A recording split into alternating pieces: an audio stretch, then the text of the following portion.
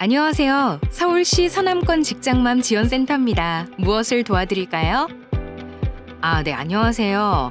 다름이 아니라 저희 회사에서 처음으로 육아기 근로시간 단축을 사용 중인 직원이 있는데요. 일과 육아에 허덕이는 직장맘 은희 씨. 지하철에서 우연히 보고 알게 된 서남권 직장맘 지원센터 포스터 속 육아기 근로시간 단축 제도.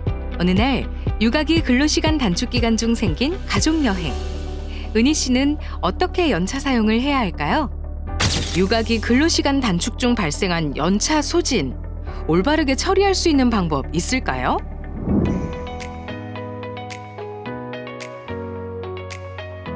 육아기 근로시간 단축 기간에는 연차를 기본적으로 시간으로 관리하여야 합니다. 또한 육아기 근로시간 단축 중 1일의 연차를 사용했다면 단축 기간 동안에 소정 근로시간만큼 사용한 것으로 하여야 합니다. 은희 씨가 육아기 근로시간 단축으로 일일 6시간 근무하는 2024년 올해 17일의 연차가 발생하는데 시간으로 환산하면 17일 곱하기 8시간을 하면 136시간의 연차가 발생한 것을 전제로 설명드리겠습니다. 연차는 일해야 하는 시간을 쉬는 것으로 연차 사용 당시에 몇 시간 일하는지를 기준으로 차감하면 됩니다. 1일의 연차를 사용한 경우에는 육아기 근로시간 단축을 사용 중이기 때문에 근로시간은 일일 6시간입니다. 하루를 쉬는 경우에는 136시간에서 6시간을 차감하여 130시간이 남게 됩니다. 3시간의 반차를 사용할 경우에는 136시간에서 3시간만 차감하여 133시간이 남게 됩니다.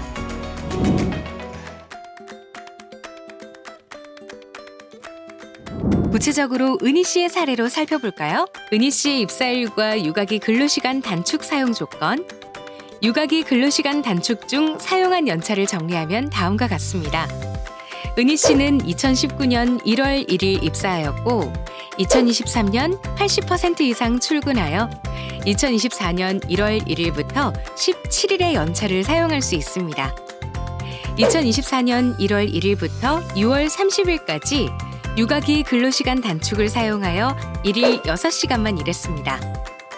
육아기 근로시간 단축 중인 2024년 1월부터 6월까지 7일, 통상 근로기간 중인 7월부터 12월까지 10일, 총 17일의 연차를 사용하였습니다. 현재 은희 씨와 인사 담당자는 2024년 은희 씨의 연차 미사용 수당을 산정하여야 하는데 어려움을 겪고 있습니다. 단축 시 사용한 연차는 단축 시간만큼만 사용한 것이어서 연차 미사용 수당이 발생한다고 은희 씨는 얘기하지만 인사 담당자는 17일을 썼기 때문에 연차 미사용 수당이 발생하지 않는다 합니다. 과연 누구의 말이 맞을까요?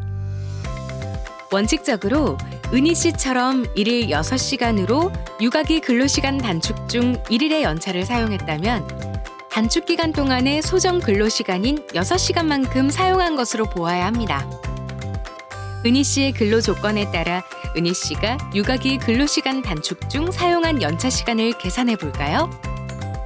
우선 2024년 1월 1일 발생한 17일의 연차는 2023년 1월 1일부터 2023년 12월 31일까지의 8시간 통상 근로를 한 기간에 대한 대가로 발생했습니다.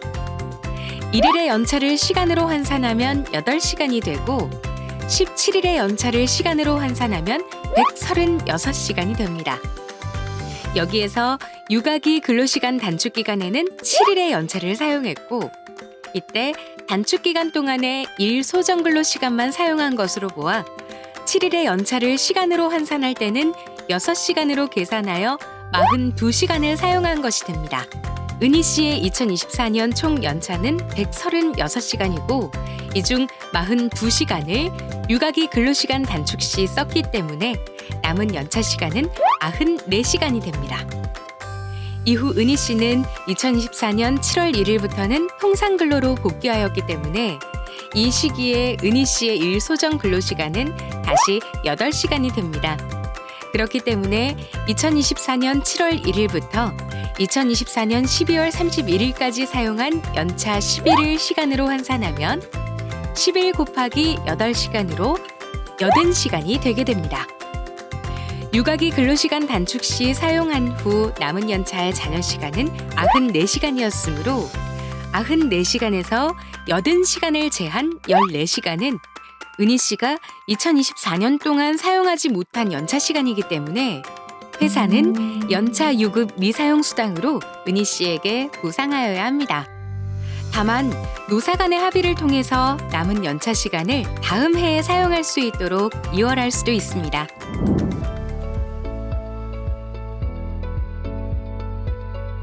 1. 육아기 근로시간 단축 연차 산정 기본 원칙. 육아기 근로시간 단축 후 그 다음 연도 연차 유급휴가 계산 시에는 근로기준법 시행령 별표 2에서 규정한 단시간 근로자의 연차 유급휴가 산정 방법에 따라 다음과 같이 산정됩니다. 단시간 근로자의 연차의 경우 단시간 근로자는 통상의 근로자보다 짧은 시간만 일하기 때문에 근로자가 일한 시간에 비례하여 산정하고 있습니다. 따라서 통상의 근로를 하였다면 받게 되었을 연차 일수에 단시간 근로하는 근로자의 소정 근로시간에 통상 근로자의 소정 근로시간을 나눈 후 8시간을 곱하여 산정하게 됩니다. 1년 전체를 육아기 근로시간 단축을 사용한 경우는 단시간 근로자 연차 산정 방식으로 산정할 수 있으나 은희 씨의 경우 1년의 기간에 육아기 근로시간 단축 기간과 통상 근로기간이 혼재되어 있기 때문에 문제가 됩니다. 육아기 근로시간 단축 기간과 통상 근로기간이 혼재되어 있을 때에는 육아기 근로시간 단축 기간과 통상 근로기간의 연차 시간을 각각 나누어 산정한 후 합산하여야 합니다. 2. 육아기 근로시간 단축 기간과 통상 근로기간이 혼재되어 있는 경우 연차 산정. 육아기 근로시간 단축 기간과 통상 근로기간이 혼재되어 있는 경우에는 우선 각 기간의 소정 근로일수를 알아야 합니다. 여기서 구체적인 연차 산정 시 알아야 할 개념. 소정 근로일이란? 소정 근로일이란 1년간의 총 일수와는 다른 개념으로 근로자와 사용자 사이에 근로계약, 취업 규칙 등을 통하여 근무하기로 정한 근로 제공 의무가 있는 날을 의미합니다.